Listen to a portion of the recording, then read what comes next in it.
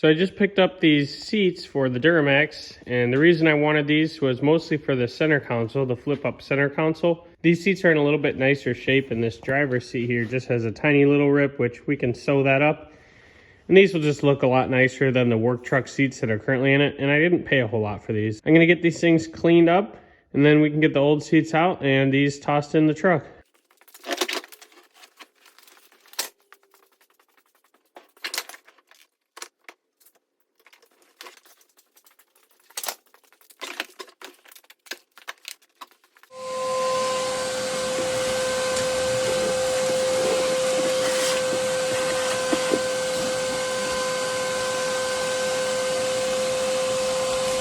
Now I feel pretty good about that. That's a clean interior. That's ready to get new seats installed.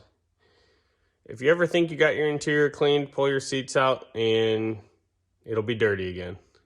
That's what I learned here.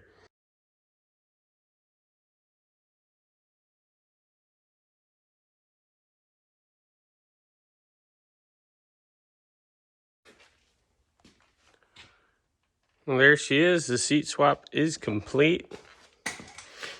And this is going to be a lot more comfortable to drive with that center console in there. I don't know if any of you guys have ever driven these things as the work truck without the fold-down center console, but it kind of stinks. So this will give me a lot of extra storage along with being more comfortable. So that's why I did this, and really it only cost me about less than $150 because I found these things locally and I just got them all cleaned up. Pretty happy with that. One step closer here.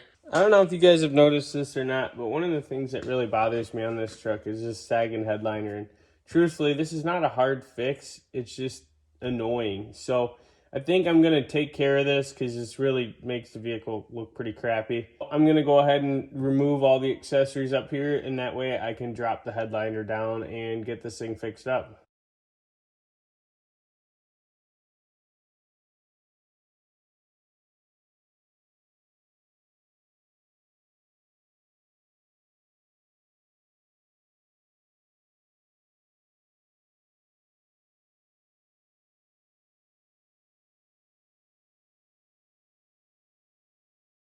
Got the headliner removed here, and you can see it's already kind of separated. So I'm going to go ahead and remove this top layer, and then I got some, basically the exact replica from the local Hobby Lobby, and it was only $25. So this should cover the whole thing. Get all the old stuff removed. You can see this headliner is super saggy, so we'll get it stripped down and get the new stuff sized up and cut.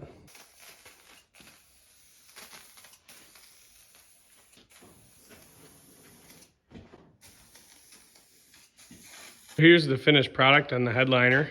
I'm not going to claim to be a expert upholsterer here. You can see there's some imperfections, but overall I think it came out pretty good, and it's definitely a lot better than what I started with. So I'm going to pull the truck back in and work on getting this thing reinstalled. Well, it's safe to say putting this headliner back in was far easier than taking it out. I'm sure, as you guys know, with some of those snap clips, it's kind of a pain sometimes to remove them, but that thing went in pretty good. I still have to snap on these two trim pieces, but everything else I got in. I happened to get lucky and I found a deal at one of the local junkyards around here. I was able to call them up and ask if they had some parts. I got 2 new fenders and a front bumper, and I paid $300 for everything, and it's all white and it's paint matched. It was off of a SLE model, so higher end trim, so it came with the paint match. I think this is really going to help out the look of the truck. So let's go ahead and get everything installed.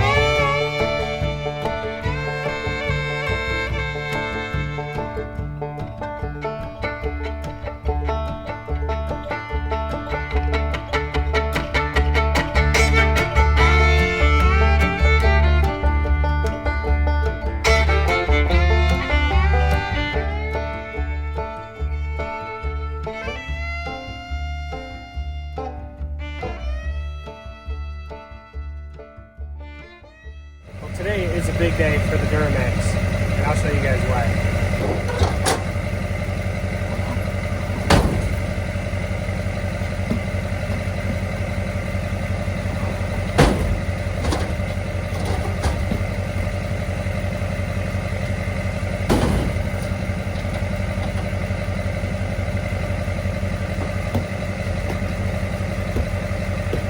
Sticking to the trend of my budget build here, I got some used OBS Ford wheels.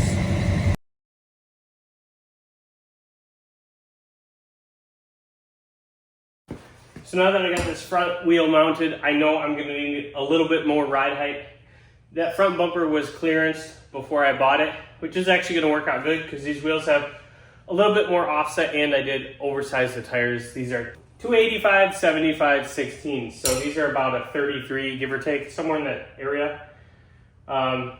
So we're gonna need all the clearance we can get. I'm gonna go underneath, and I'm gonna take the stock torsion keys and turn them up about 4 turns, I'm thinking. Should get me about where I need to be. In an instance like this, you could replace the keys with lift key or level keys. But I'm not really going for a full level. I'm just trying to buy myself enough clearance to where it's not gonna rub. So we'll try this out at 4 turns, 4 full turns on the torsion keys, and we'll go from there.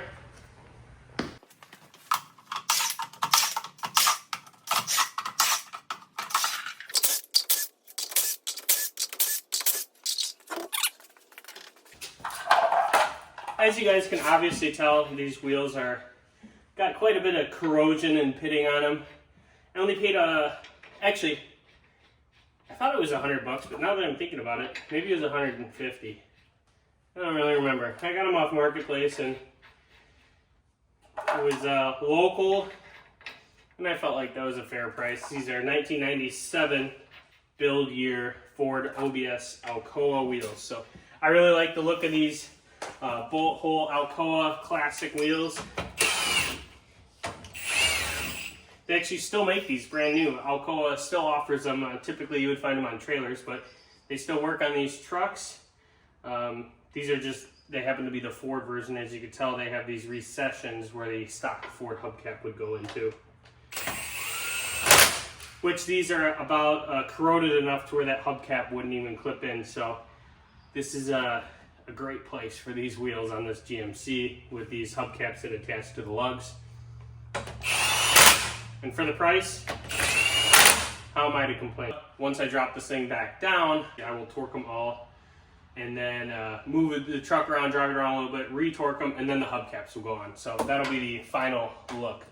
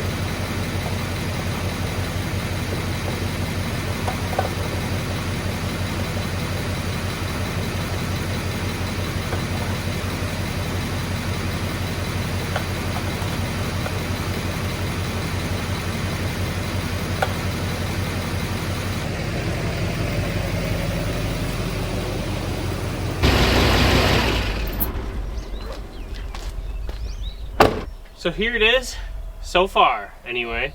We've made some major improvements to this truck since I got it.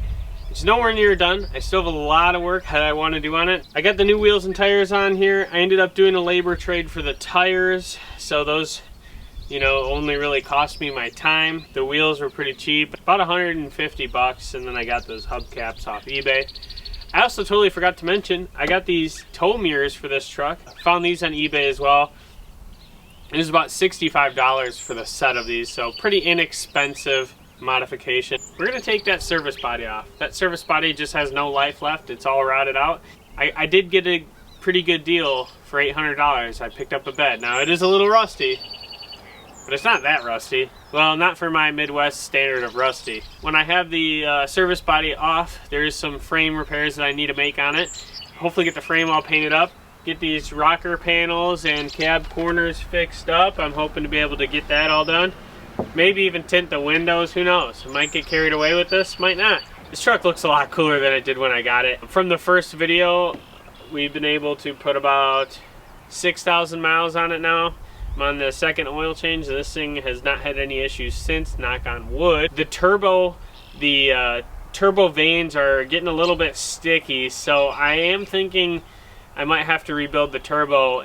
We'll get to that at some point. I know the turbo is not exactly the quickest job to do on these, so I gotta set aside some time. And you know, there's kind of a battle you wager with yourself. Is it worth putting a turbo into a truck that has over 300 or close to 350,000 miles? Maybe, probably not. That, and I think a chrome grille would really complement this truck pretty nicely. So I'm gonna keep an eye out for one of those. So make sure you stay tuned. Assuming this thing doesn't blow up until then, we're gonna make it a pretty cool truck. Thanks you guys for watching this, and make sure you stay tuned on the channel.